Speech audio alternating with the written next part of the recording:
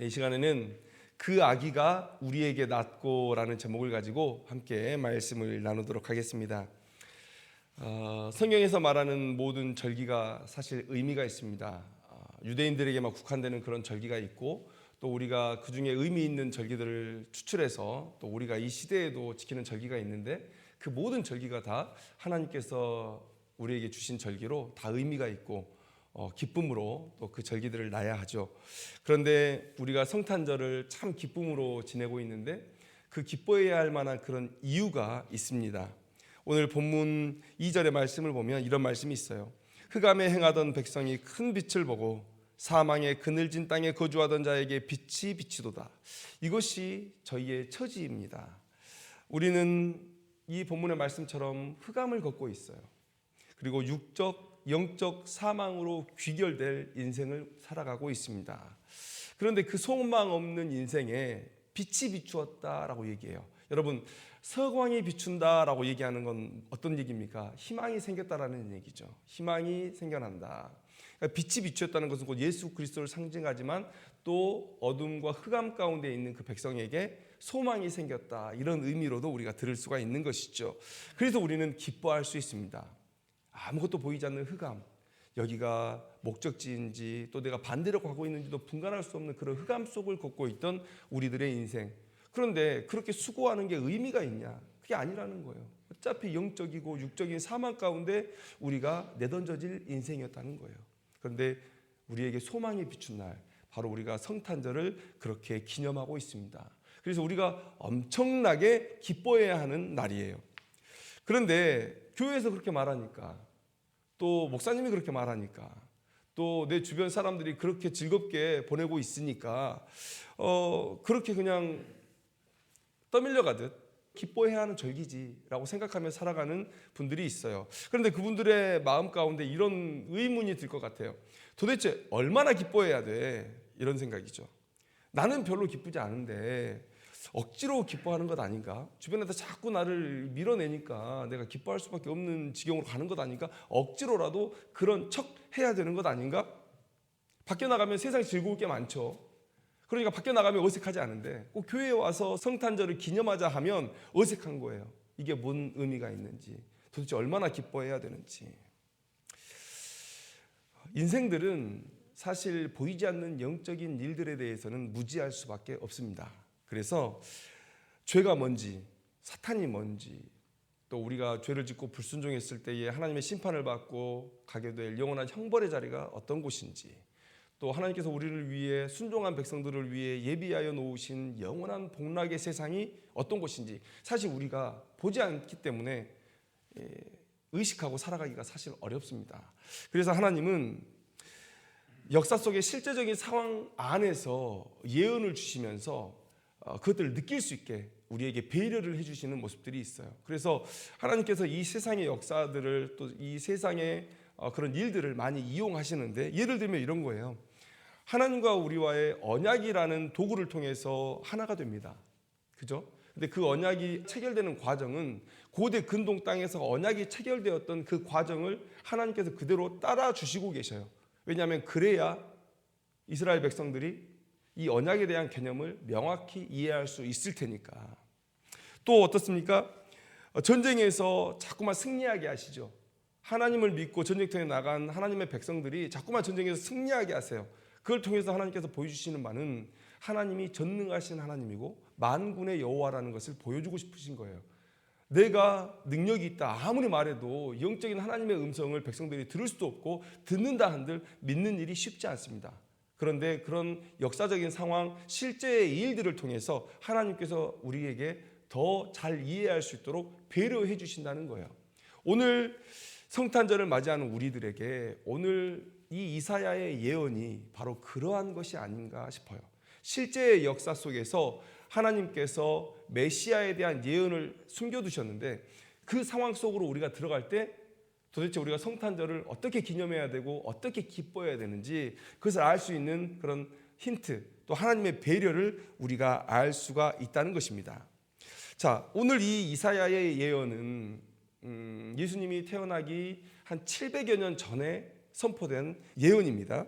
그런데 그 예언 안에 미래에 있을 일, 그리고 하나님께서 우리를 어떻게 구원하실지 그 구원의 방법과 방향에 대한 얘기들이 기록되어 있습니다.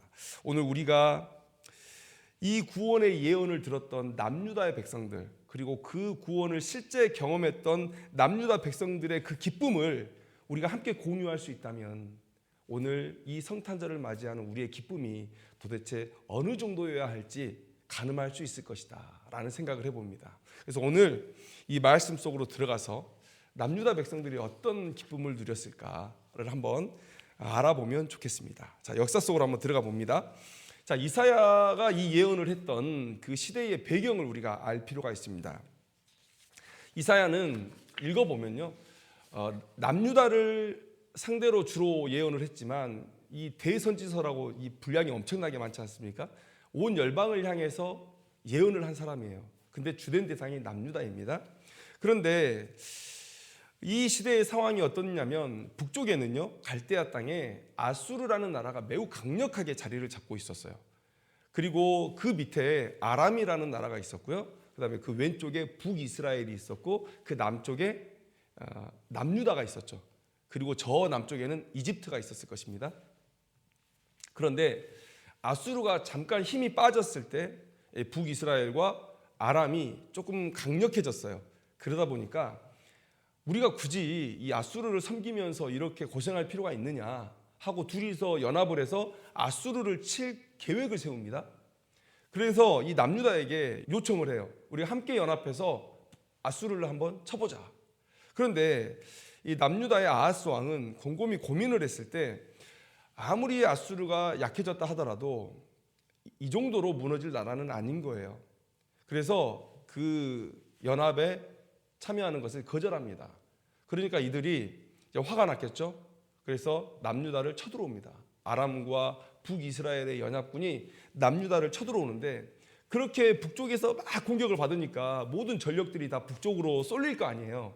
그러니까 남쪽에 있는 블레셋이나 또 동쪽에 있는 에돔이 또 뭐라도 먹겠다고 남유다를 또 공격해 들어와요. 그러니까 사방에서 우겨쌈을 당하는 그런 상황이 벌어진 겁니다. 지금 남유다가 그런 위기 가운데 있는 거예요. 이때 이 하나님께서 이사야에게 가서 아하스 왕에게 예언을 해라라고 말하고 있는 거예요. 오늘 이사야서 7장 3절의 말씀을 보면 이런 기록이 있습니다. 그때에 여호와께서 이사야에게 이르시되 너와 내 아들 스알야숲은 윗못 수도 끝 세탁자의 밭 큰 길에 나가서 아하스를 만나. 그러니까 세탁자의 밭 큰 길 여기에 나가라고 얘기했는데 세탁을 하려면 물이 필요하죠. 그러니까 여기는 이제 윗못 수도, 그러니까 물이 있는 곳이었을 거예요. 이 예루살렘은 조금 묘하게도 그 예루살렘 성 안에 물이 나지 않습니다. 그래서 성을 지었는데 그 바깥에 기온샘이 있어요. 기온샘. 근데 그 기온샘에서 물이 들어와야 이들이 먹고 살 수가 있는 거예요. 그런데 만약에 전쟁이 나서 성 밖에 있는 이 기온샘의 물을 막아버리면 이 전쟁을 할 수가 없는 상황 가운데 처하게 되죠. 그래서 아하스 왕 이 다음에 통치를 하게 되는 히스기야 왕은 여기를 그 성으로 덮어버려요.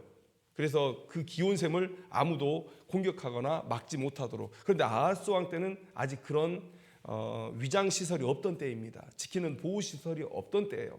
그러니까 아하스 왕도 이제 고민했겠죠. 이 물길은 우리가 어떻게든지 붙들고 있어야 어떻게든 전쟁에서 버틸 힘이 생기는데, 그래서 아마도 근심과 걱정을 가지고 이 물 있는 길로 나아갔던 것 같아요. 그런데 이 물 있는 길에서 이사야를 만나게 되죠. 이 이사야가 뭐라고 예언하냐면 임마누엘의 예언을 전해줍니다. 오늘 7장 14절 말씀을 보면 그러므로 주께서 친히 징조를 너희에게 주실 것이라. 보라, 처녀가 잉태하여 아들을 낳을 것이요 그의 이름을 임마누엘이라 하리라. 자, 우리가 마태복음에도 이 임마누엘에 대한 예언이 많이 나와 있습니다. 그리고 이 예언을 들을 때 우리는 무조건 예수님을 생각하죠. 그런데 우리가 이 성경을 더욱더 깊이 있게 묵상하려면 이 선지자의 메시지가 처음 어떤 상황에서 어떤 목적을 가지고 주어졌는지를 먼저 알아야 돼요. 이걸 딱 읽자마자 예수님에 대한 예언이야 라고 넘어가기보다는 이사야서 안에서 어떤 배경에서 이런 예언이 주어졌는가, 방금 배경은 제가 여러분들에게 말씀드린 그 배경 속에서 주어진 거예요. 자, 그러면 이 임마누엘이라는 이름의 아이가 태어나는 것이 왜 그렇게 중요하냐? 남유다 백성들에게 왜 중요하고 아하스 왕에게 왜 그렇게 큰 위로가 되었을까? 7장 16절의 말씀을 한번 보면 대저 이 아이가 악을 버리며 선을 택할 줄 알기 전에 내가 미워하는 두 왕의 땅이 황폐하게 되리라. 그러니까 이 아이가 태어났어요. 그 다음에 이 악과 선을 분간하고 악을 버리고 선을 택할 때 이 나이가 어느 정도 될까요? 뭐 정확히 얘기할 수는 없겠지만, 그런데 이 선을 택할 줄 알기 전에, 그러니까 그 이유가 아니라 그 전에 있었던 거예요. 그러면 뭐 선을 택할 줄 알기 전에, 그러면 뭐 6살이 될 수도 있고 7살이 될 수도 있는 것이죠. 그러니까 매우 가까운 미래에 내가 미워하는 두 왕의 땅이 황폐하게 되리라. 미워하는 두 왕이 누굴까요? 아람과 북이스라엘이 되겠죠. 지금 아하스 왕과 남유다가 북이스라엘과 아람으로 인해서 고통받고 있는데, 이제 얼마 지나지 않아 이 두 왕들의 땅이 황폐하게 될 것이다. 임마누엘의 예언이 바로 그런 거예요. 임마누엘이라는 이름을 가진 아이가 태어나서 그 아이가 얼마 정도 자라기 전에 하나님께서 그 땅을 심판하실 것이다. 그러니까 이 예언을 들었을 때 아하스는, 또 남유다의 백성들은 어떤 마음을 가졌을까요? 임마누엘이라는 이 아이가 언제 태어나느냐, 이걸 고대하는 거예요. 그리고 하나님을 신뢰하고 이 임마누엘이라는 아이가 태어나고 어느 정도 일정 시간 이후에 하나님께서는 저 땅을 완전히 심판하실 것이다, 이걸 기대하면서 살아가고 있는 거예요. 그래서 이 임마누엘이라는 아이가 태어나는 것이 그렇게 중요했던 거예요. 그들에게는 구원과도 같은 그런 사건이었을 거라는 얘기예요. 그런데 여러분, 처녀가 어찌 아이를 낳을 수 있습니까? 처녀가 어찌 아이를 낳을 수 있어요? 그러니까 이것은요, 예언이라는 것이죠. 어떤 사람들은 이렇게 얘기합니다. 신학자들은 이 처녀가 잉태하여 아이를 낳았고, 이 아이가 태어나야 두 왕의 땅이 황폐해지고 남유다가 평안 가운데로 들어가게 되는데, 그러면 누군가는 태어났을 것이다. 그런데 처녀에게서 잉태할 수는 없고 아마 이 징조를 안고 태어난 아이가 있었을 것이다. 그런데 이 아이는 누구냐? 어떤 분들은 이사야의 아들이 아니냐라고 얘기하는 분도 있고, 어떤 분들은 이 아하스 왕의 아들이 아니냐 이렇게 얘기하는 분도 있습니다. 그런데 성경에 명확히 기록되어 있지는 않은데, 하나님께서 약속해 주신 모든 이 역사가 이루어졌어요. 아람은 아수르에 의해서 이미 망해버렸고요. 북이스라엘은 재기할 수 없을 정도로 크게 당했습니다. 그래서 여러분도 다 아시다시피 북이스라엘이 아수르에게 멸망을 당하죠.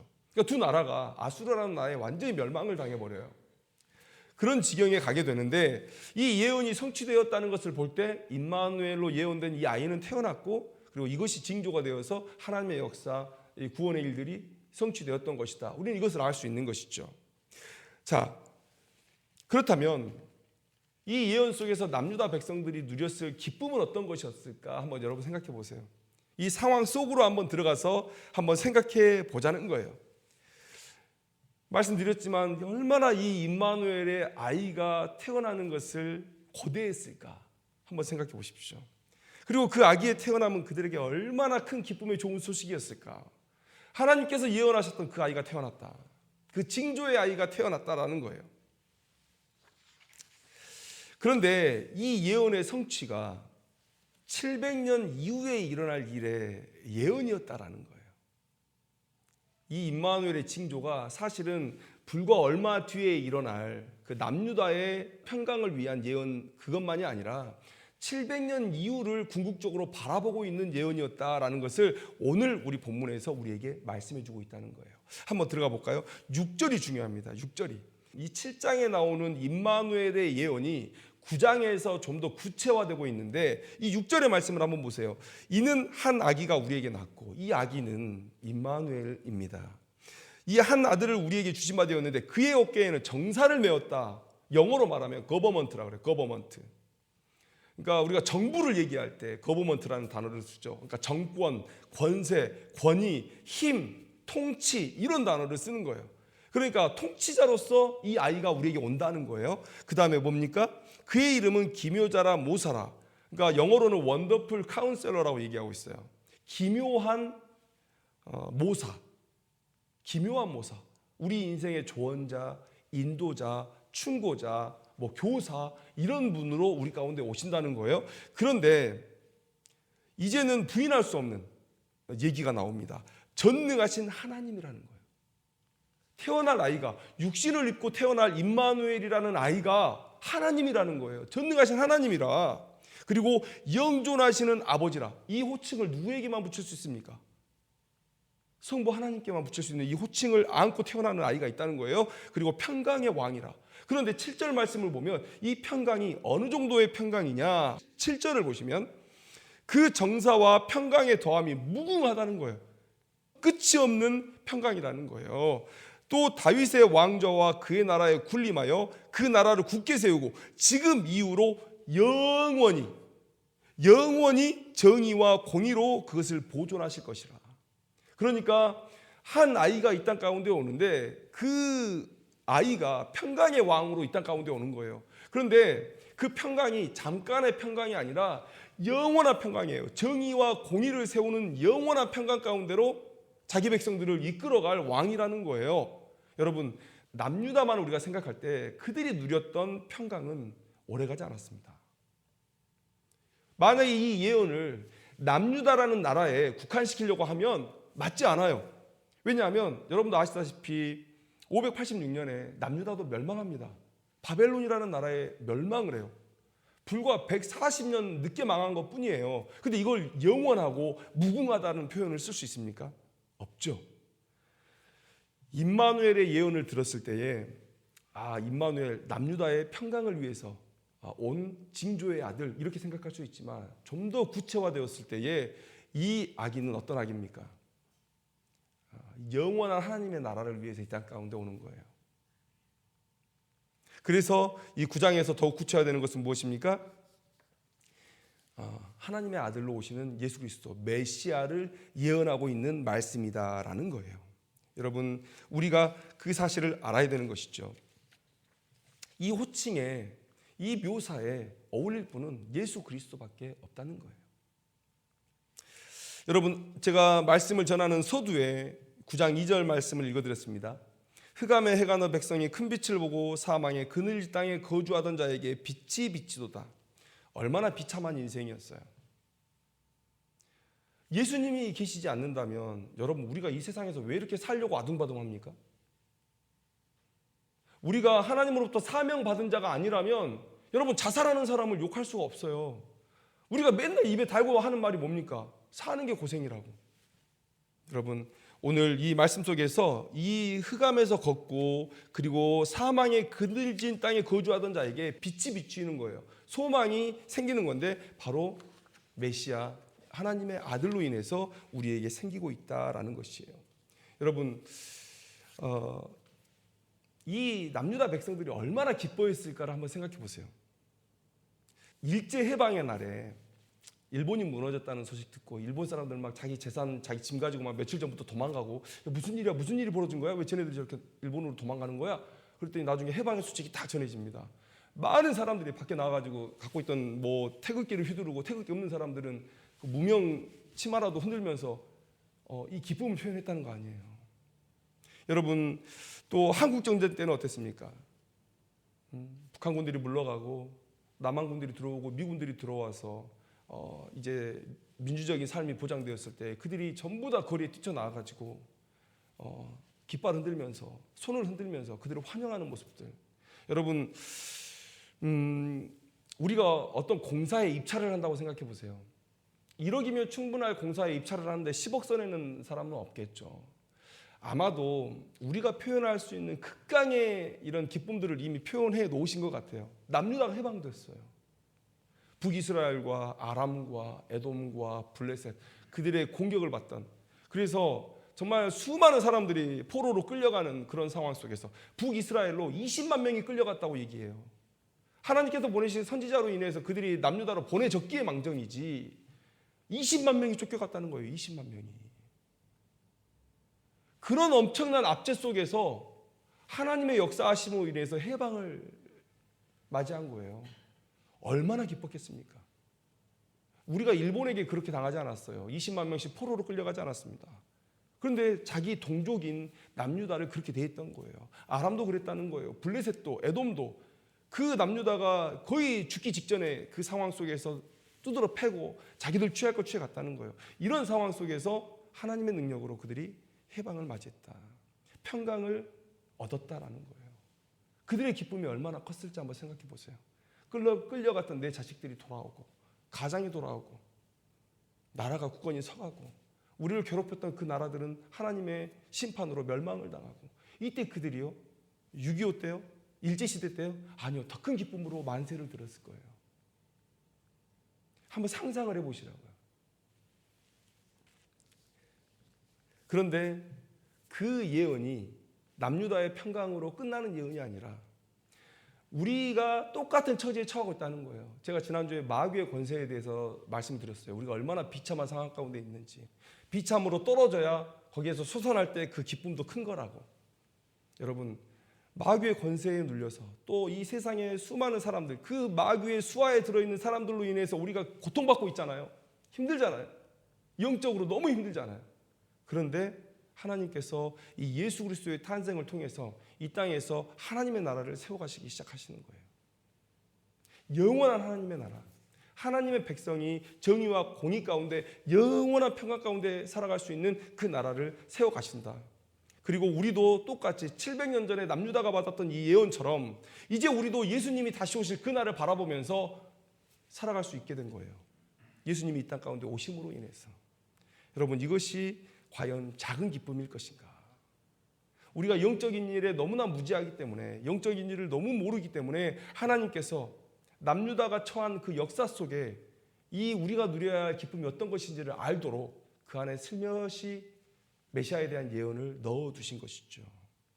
그렇다면 우리가 남유다 백성들의 그 해방의 기쁨을 누리듯이 우리가 죄로부터의 해방과 또 사단의 권세로부터의 해방에 감사할 수 있는, 감격할 수 있는 그런 성탄절이 되어야 된다는 것이죠. 그런데 우리가 하나 더 알아야 될 것이 있습니다. 이 사실을 함께 나누면 우리의 감사는 더욱더 배가 될 줄로 믿어요. 여러분, 남유다와 아하스 왕이 구원을 받았죠.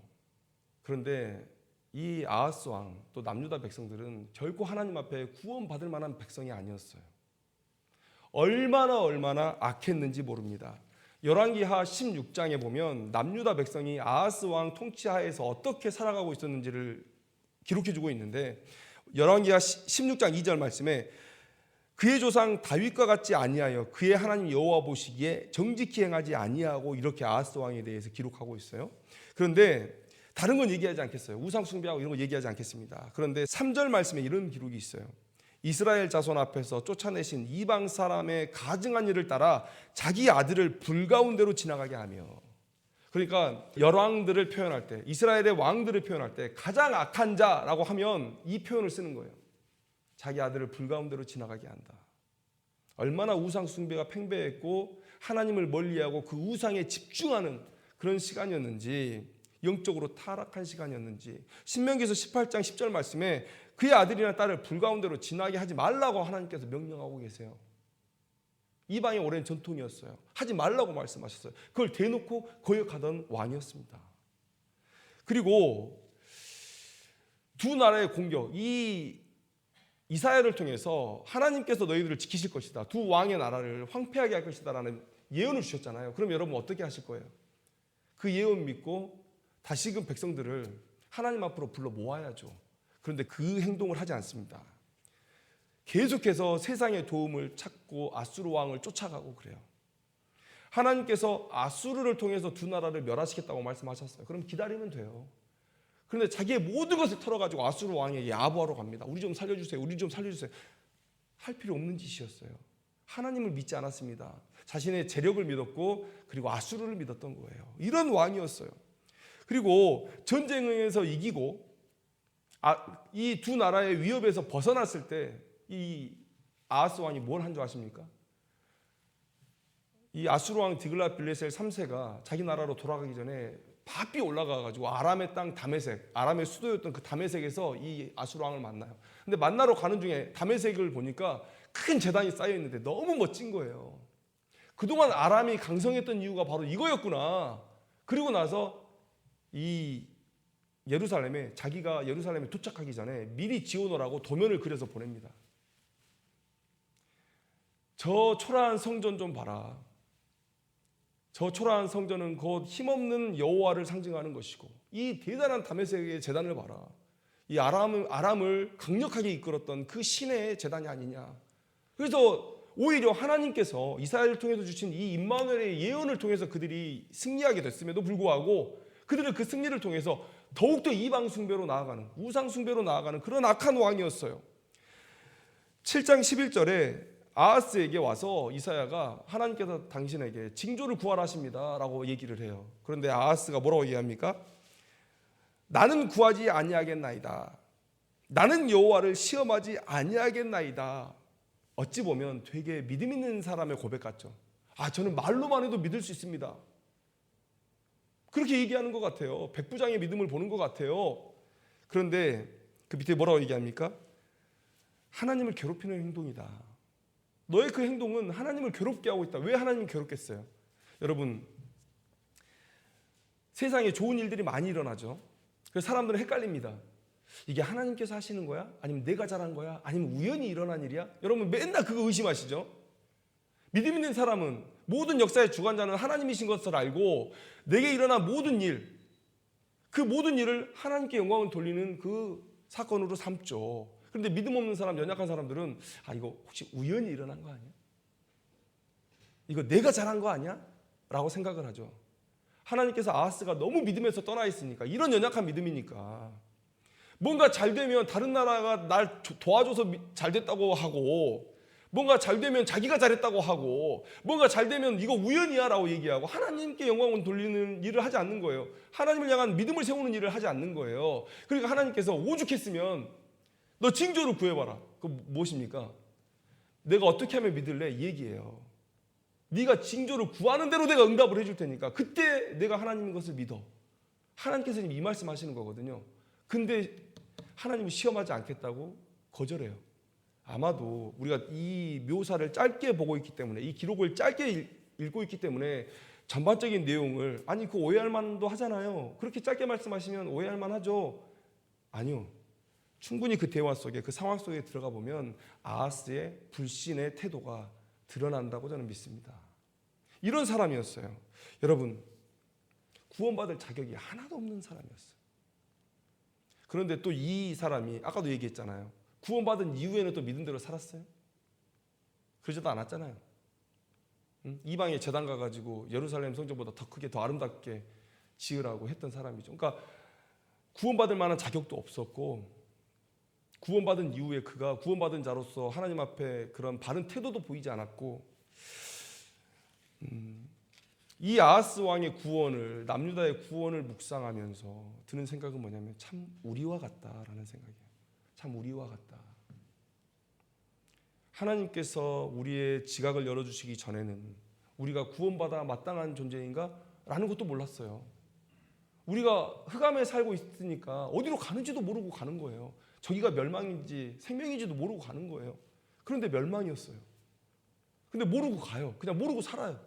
마치 나를 위해 사는 삶이 당연한 것처럼 그렇게 살아왔었어요. 근데 하나님께서 말씀하세요. 내가 창조했고 너희들을 위한 계획을 가지고 있고 너희들을 구원받아 마땅하다. 그런데 우리가 그래서 구원을 받았습니다. 예수님을 영접했어요. 근데 우리의 삶이 그 구원 이후에 하나님 앞에 바로 우리의 삶을 정향하고 하나님을 섬기는 그런 삶을 삽니까? 이 아하스와 이 남유다의 모습을 보면 지금 우리의 모습을 보는 것과 똑같다는 거예요. 구원받을 자격도 없고, 구원받은 이후에 별다르게 하나님께 영광을 올려드린 적도 없고, 한국교회가 참 위기 가운데 있습니다. 코로나 이전에는 코로나 끝나면 교회 나가실 거예요? 라고 물어보면 60% 이상이 예, 교회 나가야죠. 근데 코로나가 끝나는 시점에 코로나가 끝나면 이제 교회 나가실 겁니까? 30%도 안 나와요. 설문조사인데. 설문조사가 30%면 여러분 생각해 보세요. 누가 물어보면 내가 못하더라도 옳은 걸 얘기하게 되어 있어요. 그러면 나가는 사람은 더 적은 거예요. 나가야만 한다고 생각하는 사람이 30%인 거예요. 그 중에 나간다고 결단하고 실천하는 사람은 한 15%나 될까요? 우리가 그런다고요. 왜 안 나간다고요? 뭐 신학적인 지지가 있어서 그렇습니까? 여러분들 그분들이 어떤 신학적인 지식을 가지고 이래도 돼요라고 말하고 그렇게 행동하는 사람 거의 없습니다. 제가 장담하건대 정상적인 신학을 가지고 있는 분이라면 그렇게 말 안 해요. 그리고 우리의 신앙은 덕을 세우는 신앙이어야 되거든요. 나 한 사람 그렇게 한다 하더라도 다른 사람들이 교회에서 믿음을 세우는 일을 막는 일이라면 우리는 스스로 내 편리, 내 편의를 포기하고 예배당에 나가는 게 맞죠. 사도 바울이 그렇게 덕을 세우라고 말했잖아요. 그런데 하지 않는다는 거예요. 어떻게든 이렇게 해도 저렇게 해도 어떻게든 신학적으로 지지를 못 받는 그 행동을 왜 그들은 서슴없이 할까요?